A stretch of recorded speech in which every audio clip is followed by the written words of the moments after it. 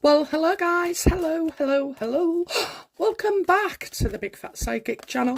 I'm so pleased to be reading again for you today. Okay, so yesterday, a roller coaster of videos, and I'm going to do the same again. Okay, so lots coming up. I just have to address some things, so if you're bored, give me 2 minutes and move on. But, I have to respond to everybody. I've had so many people come forward and say about my mum, and, all of you, thank you so much. I did used to give updates on my mum until late last year, and then I've always said to you guys, if I can't tell you the truth, then I'm not going to say anything. Okay, so yeah, basically she went right downhill. Wasn't getting washed, wasn't eating, losing weight, was found in the street in only a dressing gown a couple of days running. That was about 2.5 months ago, and everybody was putting the pressure on me to put her in a home. And rightly, if she was in danger and stuff like that, yes. But I just knew there was something underlying, or I wanted there to be, My mum's a legend in the care sector. Started it in 1980s, and she fought for employees' rights and residents' rights as well. In that, unless you was loaded, you couldn't have full-time in your own home care. So she started a charity. The charity consisted of police, solicitors, good homeowners, nursing homeowners as well, who wanted to provide the best service and the best, for training for the staff as well. It was a very unregulated care sector. Because of the work that my mum did and was focused on, she brought many prosecutions to people who had done terrible things to residents. Okay, we're talking rape, we're talking financial abuse, we're talking bullying, we're talking assault, the lowest of the low. So, in her lifetime, and until a couple of years ago, we hadn't always got on, by the way. She's a personality disorder as well. I'll tell you another story about what she said about that. But anyway, basically, she just always said to me, do not put me in a home. Do not put me in a home. Every time we go to doctors, or if she's in hospital or out like that, it's common that nurses come over, a doctor will come over and say hello and they say her name, and they'll say to family, "Oh, I used to work for your mum. Oh, what a good boss she was. She's a legend." Quite a few people say she's a legend. So that is my motivation for not keeping in her home. Cut a long story short, she'd been found in the street a couple of times, obviously very distressed, and on a phone call, I'd rang out to make sure she was okay, and she picked up the phone, and she's trying to tell me something on the phone, and she's sort of like saying she shouldn't say that. Tell her to go. I want her to go. So I said, "Mum, put the phone down and put the carer on." The carer was obviously there. So I said, put her on the phone. Anyway, so my mum put the phone down, but she obviously didn't realise, none of them would have realised, that I was still on the other side of the phone. And what I heard was absolutely disgusting. The woman shouting, "You shouldn't even be here. You should be in a home," and anyway, so I was screaming down the phone, "Mum, pick up the phone, pick up the phone." I was furious. So, and then it's starting to sink in what other things she'd said to me, and it all clicked into place, really. So I made a formal complaint. So the care agency dropped her. I made the complaint on the Wednesday, and by the Friday we had no carers in place for her at all. She was smelly, she had scabs all over her, she'd not been showered apart from, when me and my sister-in-law was going, and it was horrific. But, that out of that came a blessing, to be fair. I mean, I'm still ongoing with the complaints. I've got that many things, ongoing at the moment with her. But a new care agency started, and they had to be trained by a specialist at Castle Hill who attended my mum's home and does so frequently. And I happened to be there to meet the carers and everything. So, and what a lovely bunch they are, and what a difference a care agency makes. But basically, I discovered then that the respiratory nurse had actually reported the agency and certain members of staff to the safeguarding team, and also made formal complaints to the social worker. Well, I never interact with the respiratory nurse, so I didn't know this. And also it came to light that the GP on 2 occasions had also reported them to safeguarding. So, social services in the UK underfunded. I know they do the best, and I wouldn't like to be in their situation, but my mum's usual social worker left 2 years ago, and she's never had one since. So it's a bit like that. My mum today is showered every day. Well, not every day, twice a week. She looks lovely. Her hair's done. She's dressed in her nice clothes, wearing pants as well. I mean, they weren't even putting knickers on her, that's how bad it was. So, that is why I didn't say anything. It's been quite stressful, but, it's, and especially for my mum, but, we've managed it very well. And so it's a blessing. The team we've got is fantastic. And also I'm making an application on behalf of my mum for something called continuous healthcare funding, and it's available on the NHS, and it's the NHS will fund all my mum's care, whatever she needs, once she's been assessed. Okay, she does qualify. I've checked it out already, but if you ever need to have help with that, check out the continuous healthcare funding, and it's on the NHS website. So it's been a long thing, but I'm telling you now, she's so much better. Skin's better. She's talking more. She's getting the medication regular and properly. There was just walking in and walking out. And when I tell you that they've sent me a £4,000 bill for services that they never provided, and this could be going back years as well. I mean, it's just another fight on my hands, I'm afraid. So, I do have a lot on. I do this channel out of love for what I do and love for you. But my mum, until her dying day, comes first, And we didn't always have a good relationship. I have to say that we was estranged many, many times, but together. And I know when she become too far gone, she was staying with me. And I was talking about the borderline personality disorder, and she went, I was diagnosed that when I was 19. So I said, I was talking about it because what I was saying was, when you've hurt people, right, and then when you recover, it's quite traumatic, okay, because you have to look at and feel bad at everything you've ever done, basically. But and so I was sharing that with her, and she said, well, I was diagnosed with it too at 19.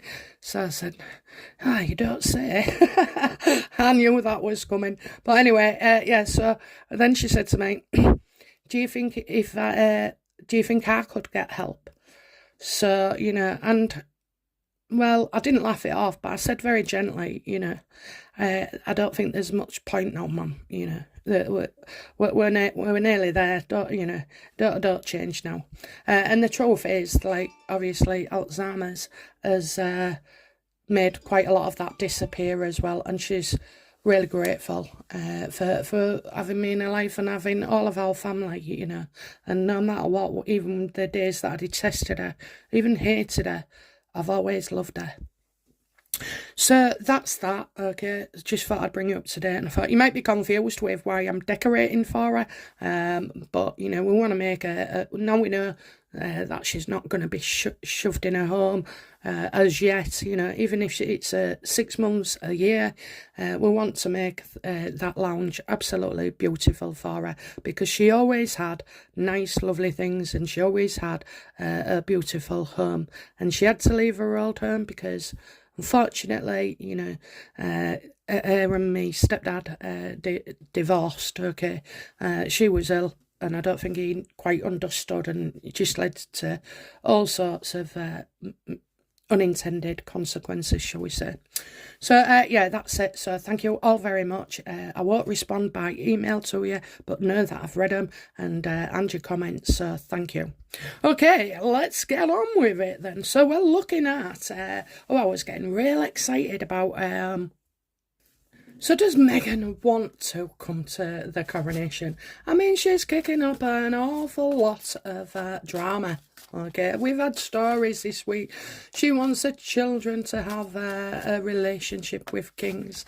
She's with King Charles, sorry, and William. Maybe not William. But yeah, so we've had that. What else have we had? Oh, we've had the letter to the Telegraph. By the way, did double check this morning. Okay, I am correct, because I was thinking, oh, well, what, you know, could I have got this wrong? Could I have, you know, I mean, there's no doubt she has been retracting bits, but no, I'm pretty, that video is spot on, they say, so I'll stand by that. Okay then, so yeah, let's have a look. Does this woman want to actually come to the king's coronation? Is this a wrong way of going about it?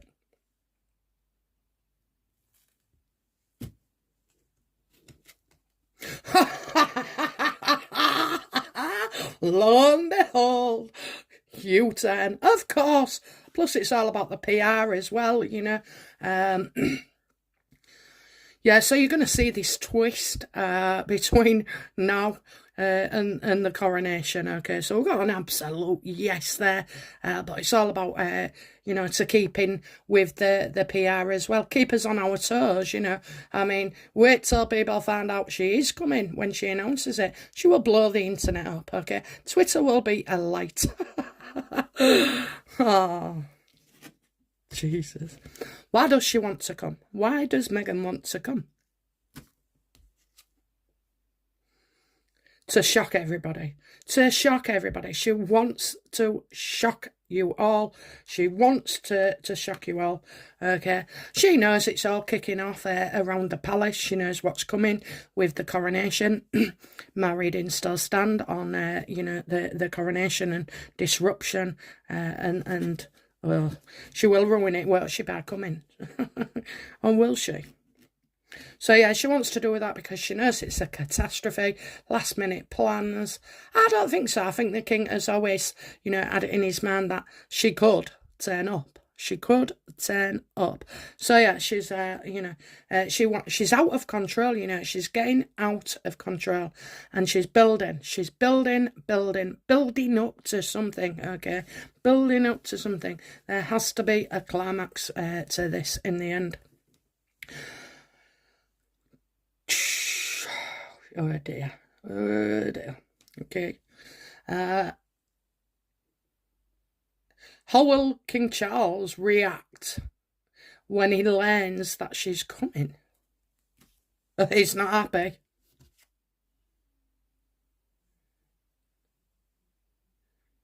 Well, maybe he didn't see it coming then. You know, maybe he didn't. You would think, you know, even I can see not just the future, but foresight, it's called. Foresight and forward planning. It's like, he should have known better. He should have, that's the words. He should have known better. He should have known better that she would do something like this. Why? Oh, he's advising King Charles, get me in for God's sake. I can't bear it. All these wrong decisions and, you know, pandering and everything. It's destroying him. He's destroying himself. He should have been made of steel. That's what we want. A king of steel.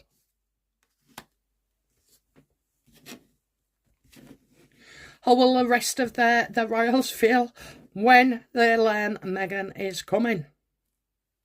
They'll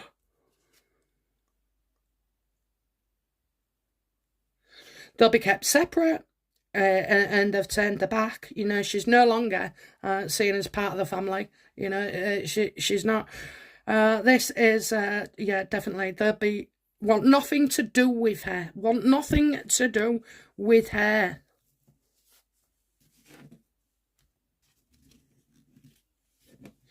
Is Harry aware at present that Meghan's gonna, intending to come? Because sometimes I'm not sure whether he's just dim or doesn't see it coming, and I can predict my husband after so many years. I can predict every word that follows. When they say something, and I just know what's next. How can he not predict Meghan? So let's have a look. Does Harry know that Meghan is intending to come to the coronation?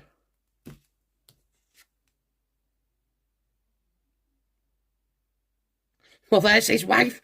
There's his wife. Good old Meghan. This Queen of Swords lashing out reverse.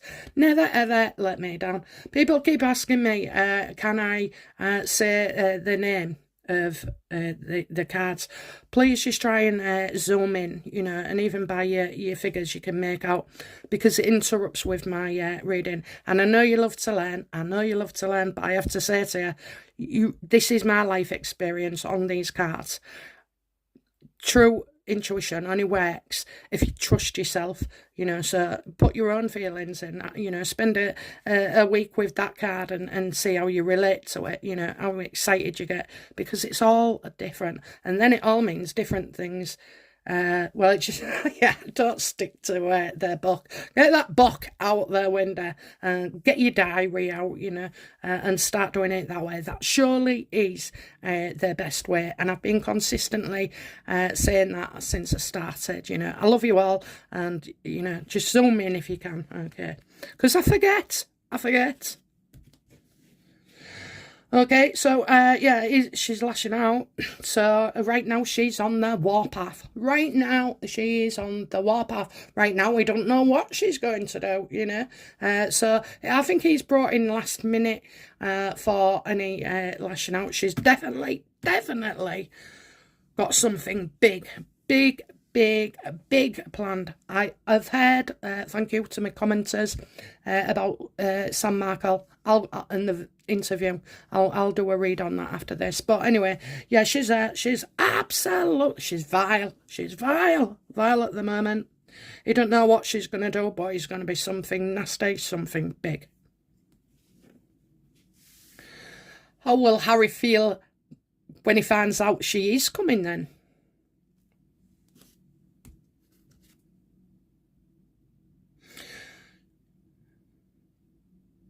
Well, I guess she can't have her own way, can't have her own way. How will he feel about when she's coming? He's not happy. I think he thought he was going to get, a few hours of peace and like a kind of a way in with his family. But she's not going to allow him that, because it's a form of control. She don't want him to, in any way, shape or form, form an alliance with any of his family, even Eugenie and Beatrice. So, that's what it is. She won't get what she wants.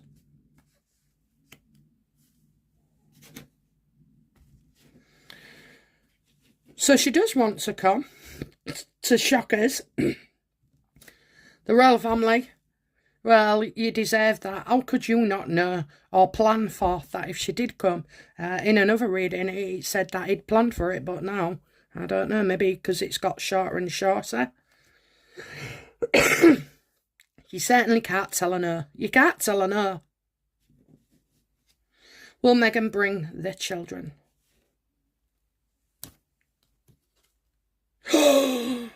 Told ya. So, that's just a quick update. She's doing all this, from now right to the coronation. She's doing all this. It is a media circus. It is a media circus. She knows by being there. So she's got double barrel PR. She's not coming, and this is why. And then she shows up. And she wants the world to see. Okay. So I know a few of you still don't believe she's actually got children. Some believe that she's borrowed from Toys R Us.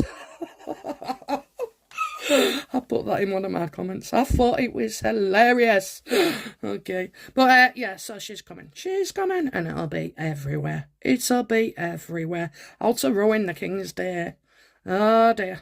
Oh dear. I'm keeping it to a minimum because I've already done the U-turn video with Meghan, and it says an awful lot in there as well. Just trying to see if this is where she's coming from. Okay, guys, I'm on with Sam Markle next. I'll be back soon. Bye now. Bye-bye.